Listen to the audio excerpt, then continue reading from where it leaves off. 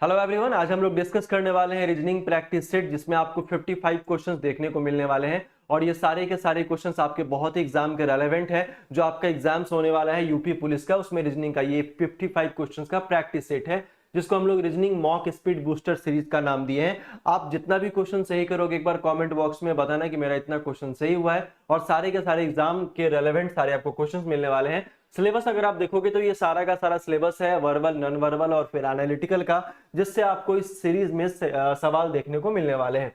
तो पहला वाला सवाल हमारा मैथमेटिकल ऑपरेशन से है, और इस चैप्टर से लगभग 3 से 4 सवाल आपके एग्जामिनेशन में होते ही होते हैं। बनाने का तरीका भी आपको पता है कि आपका जो बॉर्ड मास है वो बिल्कुल क्लियर होना चाहिए, और आपका कैलकुलेशन क्या होना चाहिए, बिल्कुल क्लियर होना चाहिए। सबसे पहले सिंबल के बारे में क्या कहा गया है, तो a इज इक्वल टू आपका प्लस है, b इज इक्वल टू आपका गुणा है, और c इज इक्वल टू आपका माइनस है, और d आपका क्या है, डिवाइड को डिनोट करता है। ठीक है, तो अगर यहाँ इस सिंबल को बिठाया जाए जिस तरीके से यहाँ अल्फाबेटिक दिया गया है, तो 124 d का मतलब डिवाइड हो जाएगा, ये 4 हो जाएगा, c का मतलब आपका माइनस हो जाएगा, और फिर आपका 86 होगा, d का मतलब आपका डिवाइड होगा 2 होगा, a का मतलब आप देख रहे हो प्लस होगा, और फिर 61 होगा, और फिर प्लस आपका 17, b का मतलब गुणा होगा, इज इक्वल टू आपका बताना है कि यहाँ पे क्या आने वाला है। ठीक है, अब आप यहाँ देखोगे तो सबसे पहले हम लोग गुणा का काम क्या करेंगे, तमाम करने वाले हैं। ठीक है, गुणा का काम तमाम करने वाले हैं। तो 124 को अगर 4 से डिवाइड किया जाए तो 31 होगा, माइनस में यहाँ भी आपका डिवाइड है, तो डिवाइड अगर देखेंगे तो ये आपका 43 होने वाला है। ठीक है, चलिए प्लस में हम लोग 61 करने वाले हैं, और 61 के बाद ये मल्टीप्लाई है, तो यहाँ प्लस में कितना हो जाएगा, 51 हो जाने वाला है। ठीक है, अगर हम लोग इस सारे को ऐड करेंगे 51 और 61 है ना, और फिर हम लोग यहाँ 31 को ऐड करेंगे, 102 और 31 आपका कितना हो जाएगा, 143 होने वाला है। ठीक है, 112 और 31 आपका 143, माइनस 43 करेंगे तो आंसर हमारा कितना आ जाएगा, 100 हमारा सही आंसर आ जाने वाला है। तो ऑप्शन नंबर फर्स्ट हमारा क्या हो जाएगा, सही हो जाएगा। तो इस क्वेश्चन को आप जितना जल्दी बना लो उतना ज्यादा अच्छा है, इसके लिए आपको बहुत ज्यादा प्रैक्टिस की आवश्यकता होती है। खैर आगे हम लोग चलते हैं, बहुत ही बेहतरीन सवाल है, इस सारे के सारे सेशन में आपको मिलने वाला है। ब्लड रिलेशन से ये सवाल है आपका, लिखा है कि चेतन पूनम का भाई है। जैसे जैसे किया गया है फैमिली ट्री हम लोग वैसे वैसे बनाते चले जाएंगे, विद इन सेकंड आपका सवाल बन जाएगा। सबसे पहले बात किया गया है कि भाई चेतन जो है वो किसका है, वो किसका भाई है, तो ये पूनम का भाई है। किसका भाई है भाई, ये पूनम का भाई है। अच्छा, जो फलक की बहन है, जो क्या है, जो फलक की बहन है। अब तुम थोड़ा सा इसको यहाँ पे बड़ा करना पड़ेगा, यहाँ पे लिखा चेतन, यहाँ पे चेतन लिखा है, और चेतन जो है वो पूनम का भाई है। ठीक है, पूनम का भाई है, और जो फलक की बहन है, ठीक है, मतलब पूनम जो है वो क्या है, फलक की बहन है। तो ये सारे के सारे आपस में भाई बहन हो जाएंगे क्योंकि सेमी जनरेशन में है। ठीक है, उसके बाद क्या लिखा है कि जो रिद्धि की पुत्री है, मतलब फलक जो है वो किसकी पुत्री है भाई, रिद्धि की पुत्री है। तो रिद्धि की क्या है भाई, ये पुत्री है, कौन, फलक। ये सारे के सारे भाई बहन, यहाँ इसकी माँ हो जाएगी। आगे लिखा है शिवम चेतन के पिता, शिवम जो है वो चेतन के पिता है। तो शिवम जो है वो चेतन के पिता है, तो ये प्लस और ये आपका माइनस। फीमेल को हम लोग माइनस से डिनोट करते हैं और मेल को हम लोग प्लस से डिनोट करते हैं। ठीक है, आगे आ जाते हैं। लिखा है क्या यहाँ पे कि के पिता और मारिया के पुत्र है, मतलब जो चेतन के पिताजी जो हैं वो किसके पुत्र है भाई, मारिया के पुत्र होने वाले हैं। तो आपसे पूछा गया है कि रिद्धि का मारिया से किस प्रकार संबंध है, तो मारिया से पूछा गया, जहां से पूछा गया रिलेशन वहीं से स्टार्ट होगा। अब तुम एक बात बताओ, यहाँ ये तीनों आपस में भाई बहन है, फलक की माँ रिद्धि है और चेतन के पिता शिवम है, तो ये दोनों आपस में पति पत्नी का रिलेशन हुआ कि नहीं हुआ, तो हम लोग यहाँ पे पॉज कर सकते हैं। तो ये यहाँ पे इनकी क्या लग जाएगी, डॉटर इन लॉ लग जाएगी। क्या लग जाएगी भाई, डॉटर इन लॉ लग जाएगी, मतलब बहू लगेगी। तो ऑप्शन नंबर फर्स्ट हमारा सही हो जाएगा। कैसा भी सवाल है आपका, जब तक उसको आप जनरेशन बेस्ड पे नहीं बैठाओगे तब तक कोई भी सॉल्यूशन नहीं निकलने वाला है। जनरेशन बेस्ड कहने का मतलब क्या है कि हमारा जो सेम कैटेगरी होगा, भाई बहन का, कजन का, इन सारे लोगों का जो कैटेगरी होता है वो सेल्फ में आता है। ठीक है, वो जो हम लोगों से ऊपर होते हैं, माता पिता या फिर father in law mother in law, वो एक जनरेशन ऊपर होते हैं। दादाजी दादी जी नाना जी नानी जी वो एक जनरेशन और ऊपर होते हैं। तो इस तरीके का फैमिली ट्री आपको क्या करना पड़ेगा, बनाना पड़ेगा। आ जाइए इस क्वेश्चन में आते हैं कि एक निश्चित कूट भाषा में फायर को डीजीपीसी के रूप में कूटबंद किया गया है, तो शॉर्ट को क्या कैसे लिखा जाएगा। तो यहां तुम अगर देखोगे तो FIRE फायर लिखा गया है, फिर आपका DGPC लिखा गया है। ये 6 है, ये 9 है, ये 18 है, ये 5 है। इसका तो आपको पूरा का पूरा पोजीशंस याद ही होना चाहिए। ये देखो ये 4 है, ये 7 है, ये 16 है, ये 3 है। देखोगे डिफरेंस -2 का है, -2 का है, -2 का है, -2 का है। यहां भी -2 करेंगे, लेकिन लिखा है कूटबंद शब्द का अंतिम अक्षर क्या होगा ये आपको बताना है। तो टी का पोजीशन 20, -2 करेंगे 18, और 18 पे आपका क्या आएगा, आर आएगा। तो ऑप्शन नंबर बी हमारा बिल्कुल सही आंसर हो जाएगा। पूरा का नहीं बताना है, इस बात का ख्याल रखिएगा। आ जाइए हम लोग चलते हैं कथन और निष्कर्ष वाले में। ये भी सवाल आपके एग्जामिनेशन में पूछा जाएगा, जैसा कि पिछले बार भी पूछा गया था। लिखा है क्या कि कथन के हिसाब से हम लोगों को चलना है, कथन के बाहर नहीं जाना है, आउट ऑफ स्टेटमेंट हम लोगों को नहीं जाना है। लिखा है बाजार में प्याज की कीमत है ना, सॉरी, बाजार में प्याज की कमी के चलते प्याज के दाम 60% तक बढ़ाए गए हैं। निष्कर्ष क्या है कि कीमत कम करने के लिए सरकार प्याज आयात के, है ना, आयात करने पर विचार कर सकती है। लोगों को प्याज खाना बंद कर देना चाहिए और इसके स्थान पे आलू खाना अपनाना चाहिए। तो बिल्कुल गलत है, ये तो प्याज के बाहर आलू चला गया, आउट ऑफ स्टेटमेंट हमारा चला गया। तो पहले वाला हमारा सही हो जाएगा कि कीमत कम करने के लिए सरकार प्याज आयात करने पर विचार कर सकती है कि कैसे किस तरीके से आयात को बढ़ाया जाए। ठीक है, चलिए, कोई भी चीज का अगर दाम कम होता है, अगर वो उसका स्टॉक कम होता है तो उसका जो दाम होता है वो बढ़ जाता है। आगे लिखा है घूमर का जो रिलेशन राजस्थान से है, तो गुजरात जो है वो उसका किससे रिलेशन होगा, तो गरबा से रिलेशन होगा। ऑप्शन नंबर बी आपका सही हो जाएगा। आगे आ जाइए, आगे देखिएगा, ये जो सवाल है आपका, ये बहुत ही डिसीजन मेकिंग का बेहतरीन सवाल है। आपको बोर्ड पे दिख रहा होगा कि किस तरीके से सवाल यहाँ लिखा गया है। सबसे पहले ऐसे सवाल को बनाएंगे क्या, बस एक क्लू चाहिए हमको कोई भी सवाल बनाने के लिए, और विद इन सेकेंड आप सारे सवाल को बना सकते हैं। लिखा है क्या, एक स्टार्टअप ABC का टीम लीडर चुनने के लिए निम्नलिखित शर्त है। उम्मीदवार को 2 साल का सहायक अभियंता का कार्य अनुभव होना चाहिए। पहला क्या है कंडीशन भाई, कि 2 साल का एक्सपीरियंस होना चाहिए। अंग्रेजी में ये होना चाहिए, पूरे शैक्षिक सत्र में स्नातक से कम आपका 70% होना चाहिए। कन्नड़ या हिंदी में आपका वो आना चाहिए लैंग्वेज आपका। ठीक है, एक अच्छी टीम प्लेयर का ये होना चाहिए, आपका अनुकूल होना चाहिए। और 1/12/2014 तक कम से कम 23 वर्ष का होना चाहिए। ठीक है, और ज्यादा से ज्यादा 30 साल का होना चाहिए। तो एज भी एक बहुत बड़ा फैक्टर है, मैं आपको बता दूं। ठीक है, इससे बहुत सारा सवाल आसान हो जाता है। यदि उम्मीदवार उपरोक्त सभी शर्तों को पूरा करता है तो उम्मीदवार का चयन किया जा सकता है। ठीक है, अगर पूरा नहीं करता है तो शर्त क्या है, यदि वह नौसिखिया है और जावा या पर्ल में असाधारण प्रतिभा रखता है तब उसे सहायक सॉफ्टवेयर अभियंता के पास भेजा जा सकता है।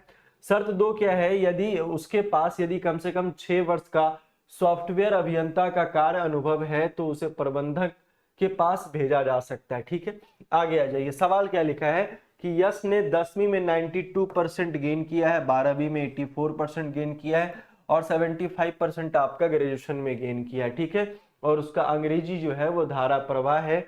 वह नौसिखिया है और पाइथन में सी भाषाएं और हिंदी जानता है, और उसका जन्म 28 अप्रैल 1992 को हुआ है। तो भाई एक बात बताओ, 2014 तक हम लोगों को 23 साल का चाहिए, मिनिमम चाहिए, और मैक्सिमम कितना चाहिए हम लोगों को, 30 साल तक का चाहिए। तो 92 का अगर इसका जन्म है तो 92/8/2000, और फिर 14/8 22 साल ही होता है, 23 साल नहीं होता है। तो मिनिमम हम लोगों का 23 होना चाहिए एज, और इसका क्या है भाई 22 साल ही है।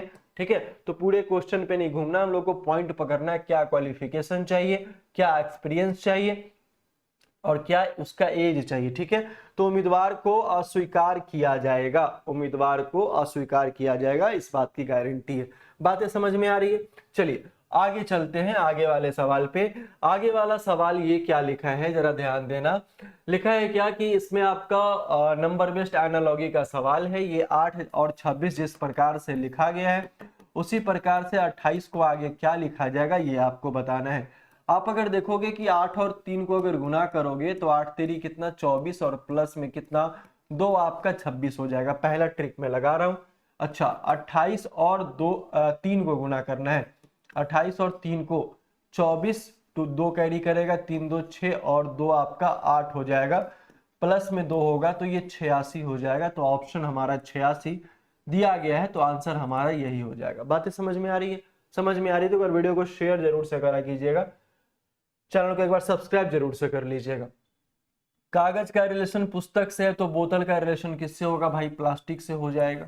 ठीक है, दूसरा सवाल अगर हम लोग आते हैं, दूसरा सवाल अगर देखेंगे तो 192 और आपका 137 लिखा गया है। 137 और 182 है, 182 227 है, 272 है। कहने का मतलब है कि सबसे पहले हम लोग डिफरेंस निकालते हैं कि डिफरेंस आपका इसमें क्या हो जाएगा। डिफरेंस की अगर मैं बात करूं तो 92 दे के रखा है ना। तो 137 में से सबसे पहले 92 को घटाएंगे कि ये 5 होगा, ये 4 होगा, 45 का डिफरेंस और सारा इंक्रीजिंग ऑर्डर बढ़ता हुआ क्रम में। 182 से 137 को घटाएंगे तो ये भी आपका 45 होने वाला है। तो सारा का सारा जो डिफरेंस है वो 45 का है। देखो यहां भी घटाओगे तो 5 ही आएगा। तो दोस्तों 72 में आप 45 जोड़ दोगे, 5 2 7, 7 वाला एक ऑप्शन है, आंसर हमारा बी हो जाएगा। बोलो सही है नहीं सही? समझ में आ रहा है कि नहीं आ रहा है? दूसरा आ जाइए, दूसरा अगर आते हैं, लिखा है क्या? यू भी डब्ल्यू एक्स वाई जेड एक वृत्त के केंद्र के सम्मुख एक वृत्त में बैठे हैं। ठीक है, मतलब केंद्र के सम्मुख, फेस जो है उनका वो सेंटर की ओर है। यू भी वाई के बाईं ओर है। सबसे पहले हम लोग देख लेते हैं 2 2 4 2 6, कितने लोग है भाई? 6 लोग हैं। तो 6 लोगों को बिठा लो, और 6 लोगों को जैसे ही बिठाओगे, जैसे ही बिठाओगे यहाँ पे, तो भी जो है वो y के बाईं ओर है, मतलब y के बाईं ओर है, y के बाईं ओर भी हो जाएगा। पूरे फिगर में कहीं से लेकर बनाओगे कोई दिक्कत होने वाला नहीं है। ठीक है, आगे आ जाइए। w जो है वो y के दाईं ओर है, तो w जो है y के दाईं ओर लिखा है। ठीक है, आगे आ जाइए। z जो है वो u और x के बीच में बैठा है, मतलब z जो है भाई साहब वो कहाँ बैठा है? u और x के बीच में बैठा है। तो x और u का दोनों जगह प्लेस इंटरचेंज हो सकता है, दोनों हो सकता है, लेकिन z तो आपका यही बैठेगा। तो यहाँ u और x और यहाँ पे u और x को बिठा लेंगे। लिखा है u जो है वो w के निकटतम दाएं है, तो w के निकटतम दाएं क्या हो जाएगा? u। तो यहाँ पे क्या हो जाएगा? x। अब v के निकटतम बाएं कौन बैठा है? तो v के निकटतम बाएं आपका x बैठा है, तो आंसर हमारा x हो जाएगा। ठीक है, छोटा सवाल है लेकिन आपको एक तरीके से अरेंज करना पड़ेगा और बताना पड़ेगा कि क्या आपका सही होगा। चलिए आगे आ जाइए। ये जो क्वेश्चन है आपका कोडेड ब्लड रिलेशन है आपका, इसमें आपको बताना क्या है कि व्यंजक आपका दिया गया है एन हैज जी एंड भी at the rate T has और डी दिया गया है। तो ऐसे क्वेश्चंस को हमेशा हम लोग राइट साइड से बनाते हैं, फैमिली ट्री बनाने का कोई जरूरत नहीं। मैं आपको बताता हूं कैसे। हैज का मतलब देखो, हैज का मतलब क्या है? पति, तो यहाँ पे पति हो जाएंगे, और ये मेल, तो कोई डी का पति है तो डी उसकी वाइफ हो जाएगी। यहीं पे एक रिलेशन आपका क्लियर होता है। ठीक है, आगे आ जाइए। एट द रेट का मतलब क्या है? पुत्री, तो यहाँ पे लिखो भाई पुत्री, और ये फीमेल। एंड का मतलब क्या है? एंड का मतलब अगर आप देखोगे तो सिस्टर है। अच्छा, हैज का मतलब क्या है? हैज का मतलब क्या है? पति, तो यहाँ पे फिर से पति हो जाएगा, और ये मेल और ये फीमेल। हमसे पूछा गया है कि एन जो है वो डी से किस प्रकार संबंधित है, मतलब एन जो है वो डी से किस प्रकार संबंधित है। करना कुछ नहीं है, जहां से बोला गया है वहीं पे खुद को खड़ा कर लेना, कॉपी पे नहीं खड़ा होना, कॉपी गंदा हो जाएगा। ठीक है, चलिए हम यहाँ खड़े, ये मेरे हस्बैंड, और हस्बैंड की पुत्री, हस्बैंड की पुत्री हमारी भी पुत्री लगेगी, और पुत्री की बहन हमारी भी क्या लगने वाली? पुत्री लगने वाली है। और उसके बाद पुत्री का जो पति होगा वो हमारा दामाद लगेगा। तो आंसर हमारा क्या हो जाएगा? सन इन लॉ, दामाद। ठीक है, चलिए आगे बढ़ते हैं। आगे लिखा है कि राधिका अपने मित्र से 2 किलोग्राम के बजाय कम मात्रा में सेब खरीदने के लिए कहती है क्योंकि उसके पास कम धनराशि है। ठीक है, पैसा कम है, तो उसने कहा क्या कि 2 किलोग्राम के बजाय 2 केजी के बजाय आप क्या करना, सेब कम खरीद लेना। ठीक है, राधिका की मित्र ने उत्तर दिया है कि तब वह सेब के स्थान पे 2 किलो संतरे खरीदेगी। क्या दिक्कत है, पैसा कम है तो संतरे की कीमत सेब की कीमत से कम है, बिल्कुल सही बात है। तभी तो उन्होंने कहा कि 2 किलोग्राम के बजाय उससे कम खरीदना है सेब, क्योंकि धनराशि कम है। लेकिन भैया जब 2 किलो संतरा अगर उतना ही पैसा में हो जाता है तो हम लोग संतरा क्यों नहीं खरीदेंगे, और ये तो स्टेटमेंट में ही लिखा है। दूसरा कि राधिका के मित्र को सेब से ज्यादा संतरा पसंद है, पसंद ना पसंद का तो स्टेटमेंट में बात ही नहीं किया है, और जब बात नहीं किया है तो हम लोग आउट ऑफ स्टेटमेंट जाएंगे नहीं। आगे चलिए, आगे हम लोग चलते हैं। लिखा है सोना ग्राम कपड़ा, सोना ग्राम का रिलेशन है, तो कपड़ा आपका किसका रिलेशन होगा भाई, मीटर का रिलेशन होगा। ऑप्शन नंबर ए आपका बिल्कुल सही हो जाएगा। आगे आ जाइए, आगे अगर आते हैं तो ये सवाल अगर आप देखोगे तो उस विकल्प का चयन कीजिए जो तीसरे पद से उसी प्रकार संबंधित है जिस प्रकार दूसरा पद पहले पद से संबंधित है। ठीक है, चलिए अब यहां देखोगे एल का पोजीशन 12 होता है, एच का 8 होता है, तो कितना घटाया भाई, बोलोगे 4 घटाया, तो इसमें से भी 4 घटाओगे तो ये 16 होगा, -4 करेंगे तो एल होगा। तो के वाला ऑप्शन ऐसे ही चला गया, दोनों जगह एस है तो एस ही होगा। सी का उल्टा एक्स होता है क्या, तो एच का उल्टा क्या हो जाएगा, एस हो जाएगा। अच्छा, आर का पोजीशन आपका 18 होगा और यहाँ एल का पोजीशन 12 होगा तो -6 करेगा। उसी तरीके से टी का पोजीशन 20 होगा, -6 करेगा तो यहाँ कितना होगा भाई 14, और 14 पे एन आता है, तो ऑप्शन नंबर डी हमारा सही हो जाएगा। तो बीच वाले का अपोजिट कर दिया है, पहले वाले में 4 क्या किया है, माइनस किया है, और दूसरे वाले में 6 माइनस किया है। जिस तरीके से पैटर्न दिया गया है उसी तरीके से हम लोग नेक्स्ट वाले क्वेश्चन को भी बनाएंगे। आगे आ जाइए, आगे लिखा है कि मास्टर को ये लिखा गया है, स्टाम्प को ये लिखा गया है, तो इसी कूट भाषा में पेस्ट को किस प्रकार लिखा जाएगा। तो मैंने आप लोगों को पढ़ाया था कि भाई कोडिंग डिकोडिंग वाले में एक आपका सिंबल बेस्ड आपका सवाल होता है कि पहले वाले का कोड पहले होता है, बाद वाले का कोड बाद में होता है। ठीक उसी प्रकार से आप देखोगे कि भाई एम का कोड 6 है, ए का कोड 8 है ना, एम का कोड 6 है, ए का कोड 8 है, एस का कोड 2 है, टी का कोड 1 है, ई का कोड 4 है, आर का कोड 5 है। ठीक है, तो पी का कोड क्या होगा भाई, पी का कोड 9 होगा तो 8 6 चला जाएगा। अच्छा, उसके बाद देखोगे कि ए का कोड क्या होगा, तो ए का कोड 8 होगा, तो ये ऑप्शन चला जाएगा, आंसर हमारा ये हो जाए। तो सारा सवाल टफ नहीं होता है, बहुत सारा सवाल बहुत आसान होता है जिसका आंसर आपको देख के पता चलता है, मतलब पहली नजर में प्यार हो जाता है। आगे आ जाइए, अगर यहाँ आप देखोगे तो भाई कितना बढ़ाया, तो बोलोगे गुरुजी 1 बढ़ाया, यहाँ देखोगे कितना बढ़ाया 5, यहाँ देखोगे कितना बढ़ाया 9 बढ़ाया, यहाँ देखोगे कितना बढ़ाया, ये आपका 13 बढ़ाया। तो भाई 1 5 9 13, तो नेक्स्ट वाले में 17 बढ़ाएगा, सिंपल है। तो 122 और 17 आ जाएंगे, 7 2 9, और 9 वाला एक ही ऑप्शन हमारे पास है, तो आंसर हमारा क्या आ जाएगा, ऑप्शन नंबर सी। बस एक ही बार आपको देखना है कि जो मेरा आंसर आ रहा है वो डिजिट या फिर वो लेटर आपके कौन से ऑप्शन में अवेलेबल है, तो आप 4-5 सेकंड तो या 10 सेकंड तो ऐसा ही बचा लोगे। ठीक है, उसके लिए कोई दिक्कत नहीं है। आगे आ जाइए, आगे लिखा है कि बी ई, देखो इसका पोजीशन 2 है, ये 5 है, ये 8 है, ये आपका 11 है। ठीक है, तो 2 5 8 11, 3 3 3 11, और ये 14 हो जाएगा, 14 पे एन आता है, बिल्कुल सही है। अच्छा, एम का पोजीशन आपका 13 होगा, ये 11 होगा, ये 9 होगा, ये 7 होगा, अगला वाला 5 होगा, तो आंसर हमारा बी हो जाएगा। मतलब पहले वाले में 3 जोड़ा और दूसरे वाले लेटर में 2 2 घटाया है। ठीक है, आगे आ जाइए, आगे अगर आते हैं तो लिखा क्या है कि एक महिला की तस्वीर की ओर इंगित करते हुए प्रिया ने कहा कि वह मेरे भाई के इकलौते बेटे की माँ है, तो वह महिला जो है प्रिया से किस प्रकार संबंधित है। ऐसे क्वेश्चंस को लिख के बनाने के बजाय आप मन में सोच के बना सकते हैं, विद इन सेकंड आपका आंसर आ जाएगा। मैं बताता हूं कैसे। प्रिया ने कहा वह मेरे भाई के इकलौते बेटे, मतलब मेरा कोई भाई है, उसका कोई इकलौता बेटा है, मतलब वो मेरा भांजा लगेगा, और उसकी माँ है, उसकी क्या है भाई, बेटे की इकलौती माँ है, मतलब मेरे भाई की वाइफ लगी, मेरे भाई की पत्नी लगी। बोलो हाँ या ना। तो देखो एकदम एक ही शब्द में आप आराम तरीके से, आसान तरीके से आप इसको बना सकते हैं। चलिए आगे चलते हैं। लिखा है क्या कि ऋषभ और शिखर ने खेल के मैदान से शुरुआत की और विपरीत दिशा में चले गए। ऋषभ ने पूर्व की ओर 14 किलोमीटर की यात्रा की। भाई एक बात बताओ, ऋषभ जो है पूर्व की ओर 14 किलोमीटर की यात्रा करेगा और उसके ठीक अपोजिट में जो आपका क्या है शिखर जो है वो 15 किलोमीटर की यात्रा करेगा। ठीक है, आगे चल के ऋषभ भी दाएं मुड़ जाता है और फिर आपका जो शिखर है वो आपका बाएं मुड़ जाता है। दोनों ने 16-16 किलोमीटर का डिस्टेंस तय किया है। अब एक दूसरे से कितने दूरी पे हैं और किस दिशा में, यह आपसे पूछा गया।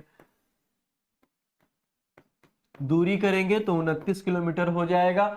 और शिखर के संबंध में तो शिखर यहां और ऋषभ यहां, तो ये आपका डायरेक्शन कौन सा है, ईस्ट है। तो आंसर हमारा क्या हो जाएगा, 29 किलोमीटर पूर्व हमारा बिल्कुल सही आंसर हो जाएगा। बहुत आसान सा सवाल है, आगे आ जाइए। ऐसे क्वेश्चंस को हम लोग बिल्कुल देख के बनाते हैं, लिख के नहीं बनाते हैं। हमसे क्या पूछा गया इस बात पे सबसे पहले ध्यान देंगे कि भाई पूछा क्या गया है। लिखा है उसी भाषा में फुटबॉल को क्या लिखा जाएगा। भैया जिस भाषा में लिखा गया है उसी भाषा में फुटबॉल को क्या लिखा जाएगा। अब देखना फुटबॉल है कहाँ कहाँ, एक फुटबॉल यहाँ है और एक फुटबॉल यहाँ है। मतलब जो कोड होगा वो इस तीनों में से कोई होगा, या फिर इस तीनों में, इस चारों में से कोई होगा। लेकिन जो भी कोड होगा वो दोनों में कॉमन होगा आपका। तो कॉमन जब हो जाएगा भाई, पीओ यहाँ पीओ यहाँ, और कोई है क्या, बोलोगे नहीं है। तो आंसर हमारा क्या हो जाएगा, पीओ। क्लियर है, कोई दिक्कत नहीं, बहुत आसान सा सवाल है। चलिए आगे चलते हैं।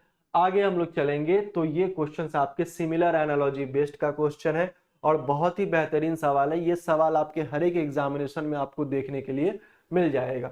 लिखा है क्या, 5, 9, 27। क्या लिखा है भाई, 5, 9 और 27 लिखा है। और फिर आपका 9, 15 और 27 लिखा है। इसका पैटर्न आपको पकड़ना है कि क्या किया गया है, फिर उसी पैटर्न पे ऑप्शन आपको देखना है। ठीक है, तो देखोगे अगर 5 को 2 से गुणा किया जाएगा 10 होगा, 9 को 2 से गुणा किया जाएगा 18 होगा, दोनों को जोड़ोगे 28 माइनस 1 करोगे 27, पहला मिशन सक्सेसफुल। अच्छा 9 को 2 से गुणा किया जाएगा 18 होगा। अच्छा 15 को 2 से गुणा किया जाएगा कितना, 30 हो जाएगा। तो दोनों को जोड़ोगे, है ना, दोनों को, ये 47 है ना भाई, दोनों को अगर जोड़ोगे तो 48 माइनस 1 बराबर आपका 47 हो जाएगा। सेम इसी पैटर्न पे आपको आंसर देखना है। जब आप आंसर देखोगे तब आप क्या करोगे भाई, 13 दूनी 26, 7 दूना 14, ये तो होने वाला है नहीं। 14 दूनी 28, 8 8 16, तो 28 और 16, 8 6 14, ये भी नहीं होगा भाई। अच्छा अब हम लोग बात करेंगे 6 दूनी 12, 11 दूनी 22, 2 2 4, ये भी नहीं होगा। अच्छा अब हम लोग बात करेंगे 18 दूनी 36 और 5 दूनी 10, तो यहाँ 6 4 माइनस 1 बराबर आपका 45। ऑप्शन नंबर फर्स्ट आपका आंसर क्या हो जाएगा, बिल्कुल सही हो जाएगा। आगे चलते हैं आगे वाले सवाल पे। आगे वाला सवाल हमारा सिटिंग अरेंजमेंट से रिलेटेड है। लिखा है क्या कि P Q R S T U भी डब्ल्यू एक वर्गाकार मेज के चारों ओर केंद्र के सम्मुख बैठे हैं। उनमें से कुछ कोनों पे बैठे हैं जबकि कुछ भुजाओं के ठीक केंद्र पर बैठे हैं। ये आपसे बोला गया है। तो एक काम करो, यहाँ पे स्क्वायर टेबल बना लो। स्क्वायर टेबल जैसे ही बना लोगे तो ये पूरा का पूरा बहुत आसान हो जाएगा। अब ये जो बैठे हैं भाई, ये सबका फेस इनसाइड होगा क्योंकि केंद्र की ओर फेस करके बैठे हैं। एक ही बार में सवाल को बनाना है। लिखा है P जो है वो W के ठीक बाएं और U के ठीक दाएं बैठा है। मतलब P जो है वो W के ठीक बाएं, कहीं से उठाओ बात बराबर है।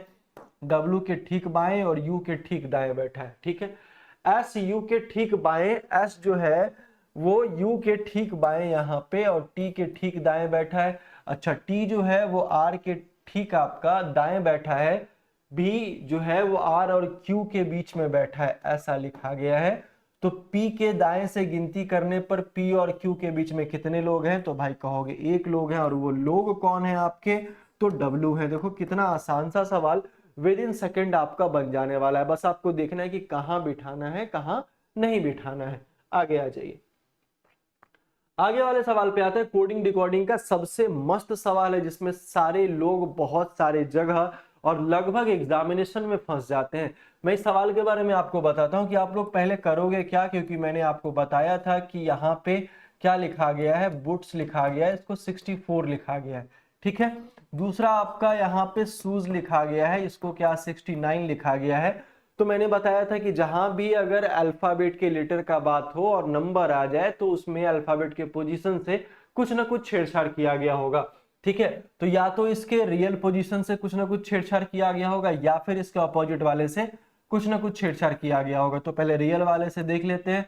2, 15, 15, 20 और ये 19 आपका आ जाएगा। 15, 15, 30, 30, 20, 50 है ना। 50 और आपका 19 कितना 69, 2 71 हो जाएगा। ये तो होने वाला नहीं रहा। दूसरा क्या ऑप्शन हमारे पास बचता है कि बी का उल्टा वाई होता है, ओ का उल्टा एल होता है, ओ का उल्टा एल हो जाएगा, टी का उल्टा जी हो जाएगा, एस का उल्टा एच हो जाएगा। ये भाई साहब 25, 12, 12, 7 और 8 कितना होगा जोरो। 12, 12, 24, 24 और 25 49, 49 और 15 आपका 64 हो जाएगा। लो एक ही बार में सवाल तो बन गया, पैटर्न तो पता चल गया। तो H डबल E L और S, तो भाई H का उल्टा S होता है 19, E का उल्टा V होता है 22, 22, L का उल्टा O होता है 15, S का उल्टा H होता है 8। तुम अगर जोड़ोगे यहाँ पे तो कितना 22, 22, 44, 44 और 1 मिनट 15, 8, 5, 13, 23, तो 44 और 67 और 19 अगर आप जोड़ोगे 9, 7, 16, एक कैरी करेगा 6, 7 और 1, 8 आपका 86 क्या होगा, सही आंसर हो जाएगा। बातें समझ में आई कि नहीं आई? आगे चलते हैं। आगे वाला जो हमारा सवाल है वो आपका फिर से ब्लड रिलेशन का सवाल है। लिखा है एम जो है वो यू से किस प्रकार संबंधित है। तुम यहीं पे बना सकते हो, इसका रिलेशन क्लियर नहीं होता है। माइनस का मतलब क्या हो जाएगा, पिता, ये क्या हो जाएंगे, पिता हो जाएंगे। ठीक है, तो ये प्लस हो जाएंगे। एट द रेट का मतलब क्या होगा भाई, पुत्री, तो ये पुत्री कर लो। यहाँ पे फीमेल हो जाएगी। प्लस का मतलब क्या हो जाएगा, पति, तो ये प्लस कर लो। तो हम यहाँ खड़े हैं, ये हमारे पिता, और पिता की पुत्री हमारी क्या लगेगी, बहन लगेगी। और बहन का जो पति हमारा वो क्या लगेगा, ब्रदर इन लॉ लगेगा। तो हम लोग बहन का पति ही कह सकते हैं। क्लियर है, कोई दिक्कत नहीं है भाई, बहुत आसान सा सवाल था। इस सवाल में आ जाइए, इस सवाल आपको 2 सेकंड में मैं आपको बताने वाला हूं। 167 ये बोला प्लेस जो होता है सिंबल का एक्सचेंज करने के लिए बोला है। तो आपका 167 और फिर आपका 85 ये कभी भी डिविजिबल होगा क्या, बोलोगे गुरुजी नहीं होगा। तो डिवाइड और गुणा का सिंबल हमको देखना है। तो डिवाइड वाले को गुरु मान लो भाई। सबसे पहले देखो 85 जो है वो 5 से डिविजिबल हो जाएगा, बोलोगे हाँ हो जाएगा, डिवाइड हो जाएगा। और डिवाइड और गुना का सिंबल रखना है, तो यहाँ पे डिवाइड तो होगा नहीं क्योंकि यहाँ तो गुना है। तो पहले वाला कैंसिल और ये वाला आपका आंसर हो। इस क्वेश्चन का आंसर आप लोगों को बताना है LHS बराबर आप लोगों को RHS करना है। तो आप एक बार कमेंट बॉक्स में इस क्वेश्चन का आंसर बताना कि सर ऑप्शन नंबर बी आपका बिल्कुल सही होगा। एक बार कमेंट में आंसर जरूर करना, मुझे भी पता चले कि आप लोगों ने वीडियो यहाँ तक देखा है। आगे आ जाइए, आगे हम लोग चलते हैं। इस क्वेश्चन में सिमिलर एनालॉजी बेस्ड का सवाल है, बहुत अच्छा सवाल है। लिखा है भाई कि 4, 13 और 5, फिर क्या लिखा है 2, 13 और 9 लिखा है। इसका पैटर्न हम लोगों को देखना है। पैटर्न देखेंगे तो क्या किया गया होगा भाई, एक बात बताओ, 4 को 2 से गुना करेगा 8 और 5 जोड़ेगा तो 13 आ जाएगा। 2 को 2 से गुना करेगा 4 प्लस में 9 जोड़ेगा तो 13 आ जाएगा। मतलब पहले वाले को 2 से गुना कर रहा है, लास्ट वाले को जोड़ रहा है, तो मिडिल वाला आ रहा है। ठीक है, उसी तरीके से यहाँ भी ऑप्शन अगर हम लोग देखेंगे तो यहाँ कौन सा 10 और 9 19 नहीं होगा, लेकिन यहाँ देखोगे ऑप्शन नंबर डी में तो 5 दूनी 10 और 10 और 9 19 हो जाएगा। तो ऑप्शन नंबर डी हमारा बिल्कुल सही हो जाएगा, है ना। पैटर्न के हिसाब से हम लोग क्वेश्चन पे चलेंगे। यहाँ देखोगे एक निश्चित कूट भाषा में स्मोक को 25 के रूप में कूटबंद किया गया है। स्मोक को 25 के रूप में कूटबंद किया गया है। तो ब्राउजर को 49। भाई तुम एक बात बताओ, 25, 49 ये सारा कुछ आपको दिख रहा है, मतलब कहीं ना कहीं स्क्वायर है। इसमें 5 लेटर, इसमें 6 लेटर, इसमें 2, 2, 4, 2, 6, 2, 8, 1, 9, मतलब 81 इस क्वेश्चन का सही आंसर हो जाएगा।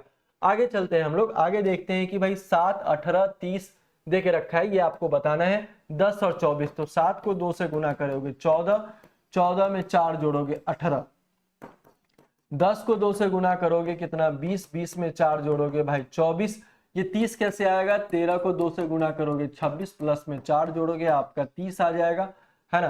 तो आंसर हमारा क्या हो जाएगा, 13 हमारा बिल्कुल सही आंसर हो जाएगा। आगे आ जाइए, आगे वाले सवाल पे आते हैं। ये भी आपका वही सवाल है, 33 6 और आपका 54 लिखा है, 33 6 और आपका 54 लिखा है। छोटे वाले नंबर से स्टार्ट करना है कि क्या किया गया है। तो एक बात बताओ, 33 में से 6 को माइनस करेंगे, 27 को 2 से गुणा करेंगे, 54 हो जाएगा। अच्छा, 22 में से 7 जाएगा तो ये कितना, 15 गुने 2 करेंगे बराबर 30 होगा। सही तो है, इसमें दिक्कत क्या है। 24 में से आपका 2 जाएगा, 22 को 2 से गुणा करेंगे फिर भी 66 नहीं आएगा। ये आपका 14 में से 2 जाएगा, 12 दूनी 24 नहीं होगा। 18 में से 2 जाएगा, 16, 16 तिहाई कितना, 16 दूना कितना 32, ये भी नहीं होगा।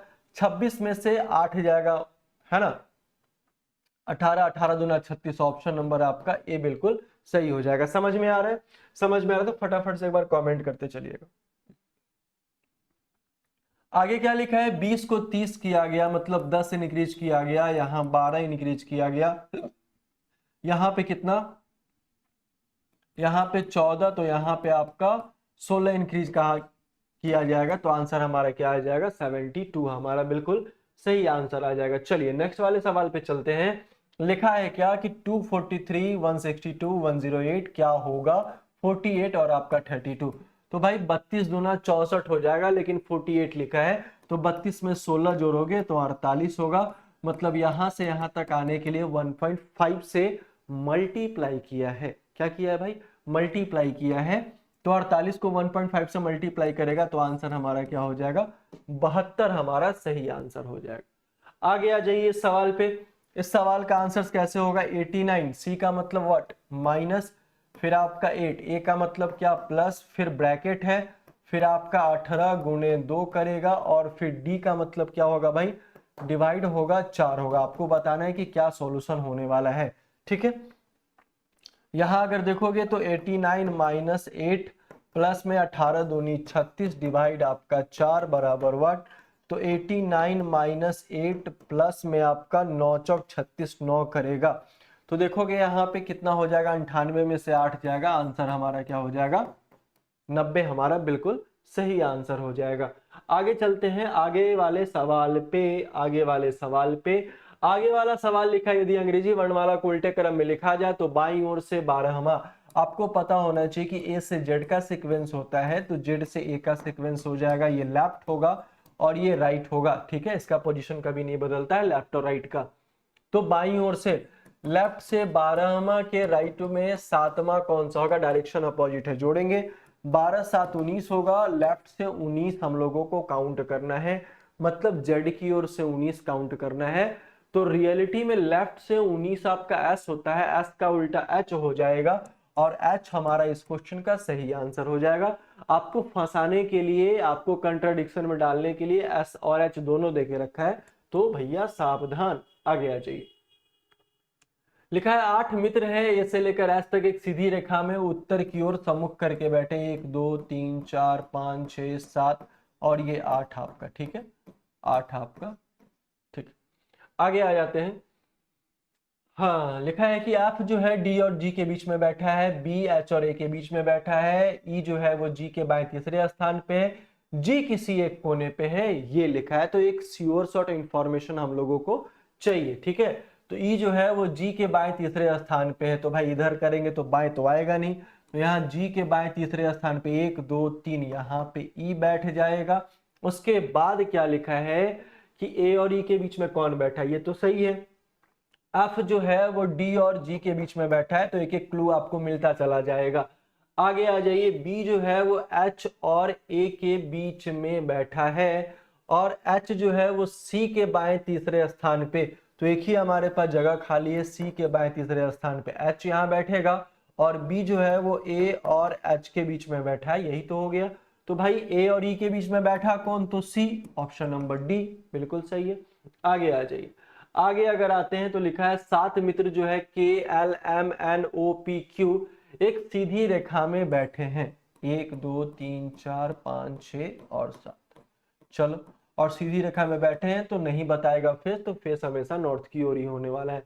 केवल क्यू और पी एल के मध्य में बैठा है, के दाएं छोर से दूसरे स्थान पे है, के जो है वो दाएं छोर से दूसरे स्थान पे, मतलब के भाई साहब यहाँ होने वाले हैं, एम और ओ के बीच में 2 लोग बैठे हैं, एम किसी एक छोर पे बैठा है, ऐसा लिखा गया है। पी बाएं छोर से तीसरे स्थान पे, ये भी लिखा गया है, ठीक है। और ओ का निकटतम बाएं है, ओ के निकटतम बाएं, ये भी हो गया है। अच्छा, उसके बाद के ओ के निकट नहीं बैठा, बिल्कुल सही है। दाएं छोर से तीसरे स्थान पे कौन बैठा है, ये आपको बताना है।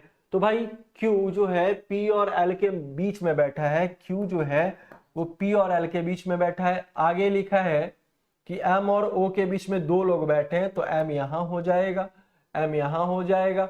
अब आपका बचा क्या, तो के एल एम एन, एन आपका बच रहा है, तो आंसर हमारा एन हो जाएगा। तो एक बार कंसंट्रेट करना पड़ेगा क्वेश्चंस पे कि क्वेश्चंस किस तरीके से आपसे पूछा गया है, वो क्या कहना चाहता है। लिखा है क्या कि सूर्योदय के समय रमेश और सुरेश एक दूसरे के आमने सामने खड़े थे, तो रमेश ने देखा कि सुरेश की परछाई, सबसे पहले 3 बॉक्स बना लो। सूर्योदय का समय था तो मतलब ईस्ट था। अब ईस्ट के समय लेफ्ट और राइट क्या था, राइट था, राइट था। अब देखो राइट किसका था, सुरेश की परछाई सुरेश के दाईं ओर, तो ये सुरेश का राइट है, तो ईस्ट का राइट हमेशा हमारा क्या होता है, साउथ होता है। तो सुरेश जो है वो साउथ की ओर फेस करके बैठा है, ठीक है। तो आपसे पूछा रमेश, तो रमेश का फेस कहाँ हो जाएगा, उत्तर। 3 ही बॉक्स पे तो सवाल बन जाता है। आगे आ जाते हैं, आगे आगे इस सवाल का आंसर बहुत ही बेहतरीन होता है। मैं आपको बताता हूँ ये क्वेश्चन है आपका वो किस तरीके से पूछा जाता है। बस आपको कुछ नहीं करना, ऑप्शन से भी मतलब नहीं है। आप लोग यहाँ डिवाइड कर लो, जो मिनिमम नंबर होता है उसके हिसाब से आप यहाँ पे डिवाइड कर लो। 1 2 3 4 5 6 7 8 9 10 11 12 13 14 15, 1 2 3 4 5 6 7 8 9 10 11 12 13 14 15, 15 लिखा गया है। तो हम लोग यहाँ पे क्या करते हैं, 3-3 के पार्ट में डिवाइड कर लेते हैं, 3-3 के पार्ट में डिवाइड कर लेते हैं। अब यहाँ देखेंगे कि भाई यहाँ आर के पहले पूछा है, क्यू के बाद पूछा है, तो आर के ठीक पहले क्या है, यू है, और यू वाला कोई ऑप्शन नहीं है, सिर्फ और सिर्फ हमारा यही ऑप्शन है। तो यही आंसर हो गया। पूरा क्वेश्चन बनाना कोई जरूरी नहीं है, हम लोग एक ही क्वेश्चन से, एक ही ऑप्शन से सारे चीज को डिफाइन कर सकते हैं, सारा चीज हम लोग बना सकते हैं। आप एक बार चेक कर लेना, बिल्कुल सही है तरीका। सभी जग क्या है, कप है। सभी जो जग क्या है भाई, सभी जो जग क्या है वो क्या है भाई, कप है। तो सभी जग क्या हो जाएंगे, कप हो जाएंगे। और सभी कप क्या है ना, एस्प्रेसो है, यही लिखा है ना, एस्प्रेसो है, ठीक है। चलिए, कुछ जग क्या है, तस्तरी है, कुछ जग क्या है, तस्तरी है। अब क्या है कि कुछ एस्प्रेसो जो है, कुछ एस्प्रेसो जो है तस्तरी है, कुछ एस्प्रेसो तस्तरी, बिल्कुल सही है। कुछ कप क्या है, जग है, बिल्कुल सही है। तो दोनों का दोनों अनुसरण करता है, ऑप्शन नंबर सी आपका सही है। फिगर देखेंगे, जो फिगर में दिखेगा वही बिकेगा। इस सारे सवाल पे आ जाइए। लिखा है आपको एक ऐसे स्थान पे भेजा जाता है जहां एक मानसिक रूप से बीमार व्यक्ति, जहां एक मानसिक रूप से बीमार व्यक्ति सार्वजनिक स्थान पे उपद्रव क्या कर रहा है, मचा रहा है। तो वह व्यक्ति उत्तेजित और संभावित रूप से खतरनाक प्रतीत हो सकता है। आपको क्या करना चाहिए, आपको बताना है। पहला क्या ऑप्शन लिखा है इन्होंने कि किसी व्यक्ति को नुकसान से बचाने के लिए तुरंत बल प्रयोग करे और उसे नियंत्रित करे, ठीक है। बल प्रयोग करे, खुद से कंट्रोल होता तो वहां बैठे लोग मुंह थोड़ी देखते, पहला वाला गलत। मानसिक स्वास्थ्य पेशेवरों की प्रतीक्षा करते समय शांतिपूर्ण बातचीत करने की स्थिति को शांत करने का प्रयास करें, बिल्कुल सही है। स्थिति को नजरअंदाज करें, बिल्कुल गलत है। किसी व्यक्ति की मानसिक स्वास्थ्य स्थिति पर विचार किए बिना सार्वजनिक व्यवधान उत्पन्न करने के लिए उसे गिरफ्तार करें, यह भी गलत है भाई। मानसिक रूप से जब वो बीमार ही है तो उसके लिए क्या करना पड़ेगा आपको, जो मानसिक स्वास्थ्य का जो पेशेवर होते हैं उनके आने का वेट करना पड़ेगा और शांतिपूर्वक उससे बातचीत करिए, ठीक है। आ जाइए नेक्स्ट वाले सवाल पे आते हैं। नेक्स्ट वाला सवाल, आप अपने अधिकार क्षेत्र में अवैध वन्यजीव तस्करी की रिपोर्ट की जांच कर रहे हैं। तस्करी में लुप्तप्राय प्रजाति शामिल है और वह जैव विविधता के लिए एक बड़ा खतरा है। आपको क्या करना चाहिए, वन्यजीव में अवैध वन्यजीव तस्करी की रिपोर्ट जांच कर रहे हैं। जटिलता और संभावित खतरे के कारण रिपोर्ट को नजरअंदाज करें, बिल्कुल गलत। सूचना देने वाले को सलाह दी जाए कि बिना कोई और कार्रवाई किए तस्करी की सूचना वन्यजीव अधिकारियों को दे, ठीक है। साक्ष्य जुटाने और समस्या का समाधान करने के लिए वन्य जीव विशेषज्ञों और संबंधित अधिकारियों को शामिल करते हुए गहन जांच करे, बिल्कुल सही है भाई। अन्य मामलों पर ध्यान केंद्रित करे जिनको सुलझाना आसान हो, बिल्कुल गलत है ये। तो ऑप्शन नंबर बी आपका क्या हो जाएगा, बिल्कुल सही हो जाए, सॉरी सी आपका बिल्कुल सही हो जाएगा। साक्ष्य पहले जुटाना पड़ेगा ना, तभी अधिकारी को इन्फॉर्म करे और उस पर कार्रवाई किया जाए। आगे चलते हैं। आप एक अल्पसंख्यक समूह के खिलाफ भेदभाव से जुड़े कथित पुलिस कदाचार के मामले की जांच कर रहे हैं। इस घटना पर मीडिया का ध्यान गया है और सार्वजनिक जांच की गई है। आपको क्या करना चाहिए भाई? क्वेश्चन क्या है कि आप एक अल्पसंख्यक समूह के खिलाफ भेदभाव से जुड़े कथित पुलिस कदाचार के मामले की जांच कर रहे हैं। गहन एवं निष्पक्ष जांच करें तथा सुनिश्चित करें कि सभी साक्ष्य उचित रूप से एकत्रित और विशेषित आपका किए गए हैं। शीघ्र परिणाम की जनता की मांग को पूरा करने के लिए कुछ कानूनी प्रतिक्रियाओं को दरकिनार करके जांच में तेजी लाएं, गलत। पुलिस विभाग की प्रतिष्ठा को नुकसान पहुंचाने से बचने के लिए मामला खारिज करें, गलत। जनता का समर्थन प्राप्त करने और आरोपी अधिकारियों पर दबाव बनाने के लिए मीडिया को जानकारी लीक करे, बिल्कुल गलत। पहला वाला आपका सही है। निष्पक्ष होना चाहिए, गहन एकदम सुनिश्चित जांच होना चाहिए। चलिए नेक्स्ट क्या है कि आप एक पुलिस अधिकारी हैं जो शॉपिंग मॉल में एक संभावित बच्चे के अपहरण की रिपोर्ट पर कार्रवाई कर रहे हैं। आप एक पुलिस अधिकारी हैं और आप क्या कर रहे हैं कि शॉपिंग मॉल में एक संभावित बच्चे के अपहरण की रिपोर्ट पर कार्रवाई कर रहे हैं। बच्चे को आखिरी बार एक अज्ञात वयस्क के साथ देखा गया था। आपको क्या करना चाहिए था? कोई भी कार्रवाई करने से पहले बच्चे के स्वयं वापस आने का इंतजार करें, बिल्कुल गलत। तुरंत तलाशी का प्रबंध करें और मॉल सुरक्षा समुदाय को इस प्रयास में शामिल करें। मान ले कि बच्चा सुरक्षित है, बिल्कुल गलत। सार्वजनिक बयान जारी कर माता पिता को बच्चे पर निगरानी न रखने पर दोषी ठहराएं, बिल्कुल गलत। ऑप्शन नंबर बी आपका बिल्कुल सही हो जाएगा। आगे आ जाइए। आगे सवाल क्या कह रहा है कि आप एक पुलिस अधिकारी हैं जो घरेलू हिंसा की घटना की रिपोर्ट पर कार्रवाई कर रहे हैं। घटना स्थल पर पहुंचने पर आप पाते हैं कि पीड़ित प्रतिशोध के डर से आरोप लगाने में हिचकिचा रहा है। आपको क्या करना चाहिए? ठीक है, आपको क्या करना चाहिए? तो पहला, पीड़ित की इच्छा का सम्मान करें और आगे कोई कार्रवाई किए बिना घटना स्थल से चले जाएं। अरे बाप रे, ये तो सरासर गलत है भाई। लिखा है पीड़ित को सहायता सेवाओं के बारे में जानकारी प्रदान करें और उसकी रिपोर्ट दर्ज के लिए प्रोत्साहित करें, है ना, प्रोत्साहित करें। दूसरा क्या, तत्काल सुरक्षा सुनिश्चित करने के लिए पीड़ित की सहमति के बिना, बिल्कुल गलत। कानून जटिलताओं से बचने के लिए पीड़ित को निजी तौर पर मामले को सुलझाने की सलाह दे, बिल्कुल गलत। ऑप्शन नंबर बी क्या सही है? ऐसे क्वेश्चंस में आपको लगभग जो गलत आपको लग रहा है उसको पहले टेक आउट करना है, सही वाला खुद ब खुद निकल के आ जाएगा। और सही वही होना चाहिए जो आपके स्टेटमेंट से रिलेटेड हो, जिसमें कोई नोट का चर्चा नहीं हो ज्यादातर, ठीक है। आउट ऑफ स्टेटमेंट नहीं जाना चाहिए। आपको एक ऐसे स्थान पे भेजा जाता है कि जहां एक निर्माण श्रमिक काम के दौरान घायल हो गया है। निर्माण स्थल पर सुरक्षा उल्लंघन प्रतीत होता है, आपको यह करना चाहिए, ठीक है। यहां देखिएगा लिखा है जहां एक निर्माण श्रमिक काम के दौरान घायल हो गया है, ठीक है, एक लेबर वहां पे घायल हो गया है। तो निर्माण स्थान पर सुरक्षा उल्लंघन प्रतीत होता है, आपको यह करना चाहिए। क्या करना चाहिए भाई? सुरक्षा उल्लंघनों पर ध्यान ना दे, बिल्कुल गलत है।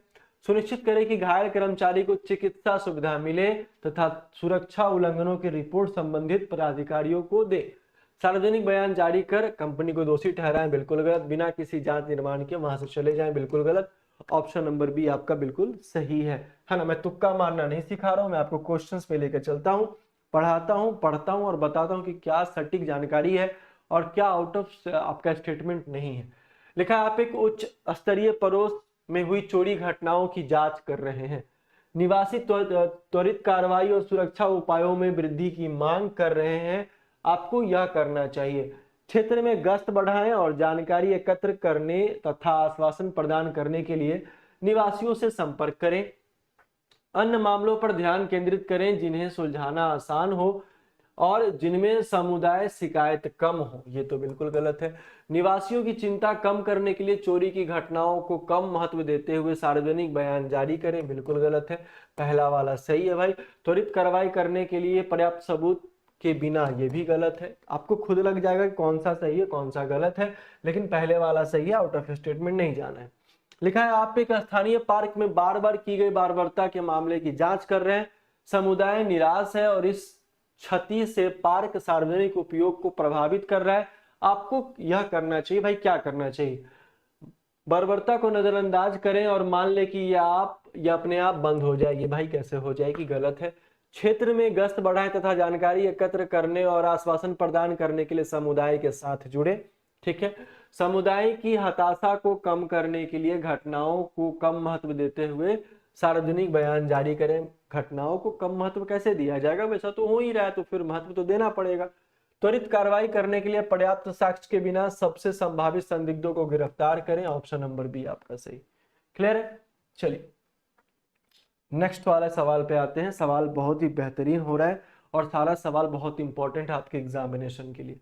आपको एक स्कूल के पास खड़ी संदिग्ध गाड़ी की सूचना मिली है। गाड़ी कई घंटों से वहां खड़ी है और कोई भी उसके पास नहीं गया है।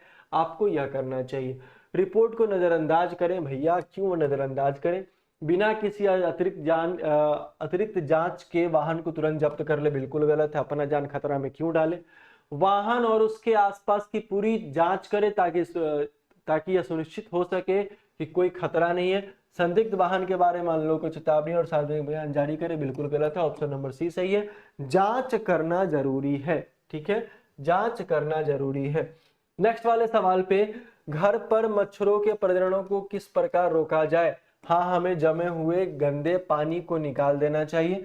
हमें मच्छरों के काटने से बचाव के लिए मच्छर कीटनाशक अन्य उपकरण का इस्तेमाल करना चाहिए। नहीं बोला है, मच्छरों को रोकना संभव नहीं है भैया, ऐसा कहीं नहीं कहा गया है। वे विशेष मौसम में आएंगे और प्रजनन करेंगे। ये पहला वाला सही, दूसरा वाला गलत।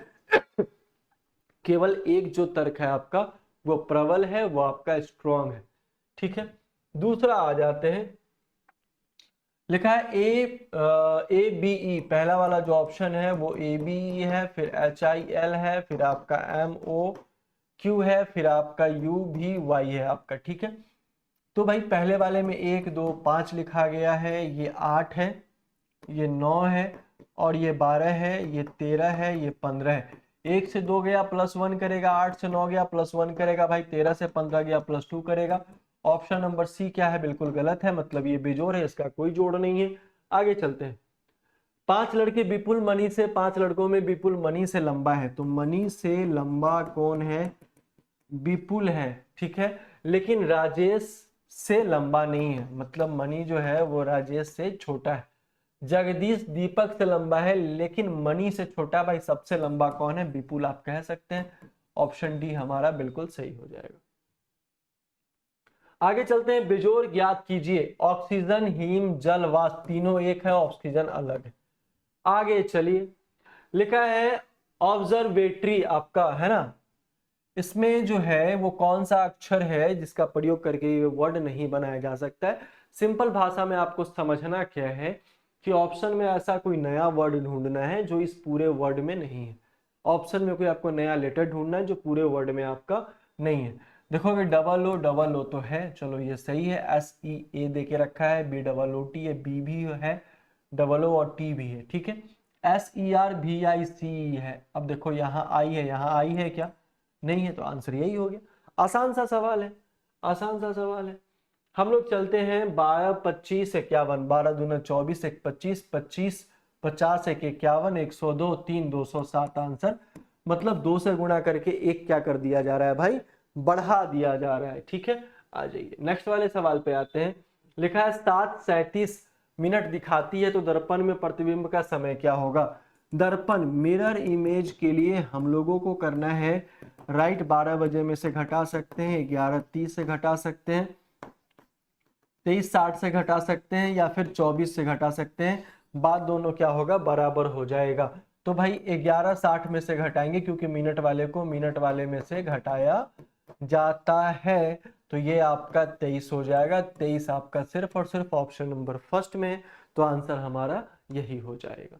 क्लियर, आगे चलते हैं। आगे लिखा है कि नीला अपने घर से प्रारंभ करते हुए दक्षिण की ओर 20 मीटर चलती है, फिर वह बाएं मुड़ती है। एक बात ध्यान देना, दक्षिण की ओर चली कितना 20, फिर बाएं मुड़ी 30, ठीक है। फिर बाएं मुड़ी और कितना चली, 20, फिर वो बाएं मुड़ती है और कितना चलेगी, 40। तो ये तो 30 था पहले से, 10 और ऐड कर देंगे और पार्क पहुंचती है। तो अब घर से वो कितनी दूर है और किस दिशा में है आपको बताना है। तो भाई सिंपल, ये 10 मीटर का, 10 किलोमीटर का डिफरेंस है, 10 मीटर का डिफरेंस है और डायरेक्शन कौन सा है आपका, वेस्ट है, तो 10 मीटर आपका पश्चिम हो जाएगा। आंसर हमारा ऑप्शन नंबर सी। क्लियर है, समझ में आ रहा है। आगे चलिए, ये हमारा लास्ट क्वेश्चन था, मतलब 55 क्वेश्चन हम लोगों ने समाप्त कर लिया है। कैसा लगा सेशन एक बार कमेंट करके जरूर से बताइएगा। हम लोग मिलते हैं फिर से नेक्स्ट वाले सेशन में, तब तक के लिए बहुत बहुत धन्यवाद। जय हिंद।